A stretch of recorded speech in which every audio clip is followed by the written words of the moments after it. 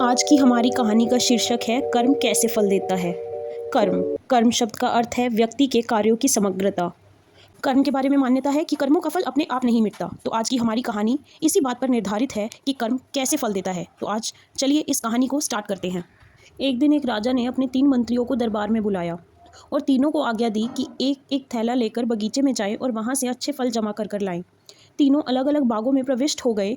पहले मंत्री ने प्रयास किया कि राजा के लिए उसकी पसंद के अच्छे अच्छे तथा स्वादिष्ट फल जमा किए जाएं।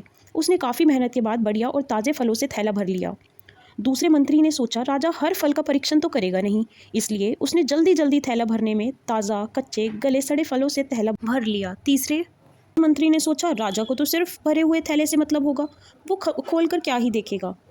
तो उसने अपना समय बचाने के लिए जल्दी जल्दी इसमें घास और पत्ते भर लिए और अपना समय बचा लिया। दूसरे दिन राजा ने तीनों मंत्रियों को उनके थैले के साथ दरबार में बुलाया और उनके थैले खोल कर भी नहीं देखे और आज्ञा दी कि तीनों को उनके थैलों समेत दूर स्थान में किसी जंगल में 15 दिनों के लिए कैद कर दिया जाए। अब जेल में उनके पास खाने पीने को कुछ भी नहीं था सिवाय उन फल से भरे थैलों के। तो जिस मंत्री ने अच्छे अच्छे फल जमा किए वो तो आनंद से खाता रहा और 15 दिन व्यतीत हो गए। फिर दूसरा मंत्री जिसने ताज़ा कच्चे गले सड़े फल जमा किए थे वो भी कुछ दिनों तक उन फलों को खाता रहा और फिर सड़े फल खाने के कारण वो बीमार हो गया और बहुत कष्ट उठाने पड़े।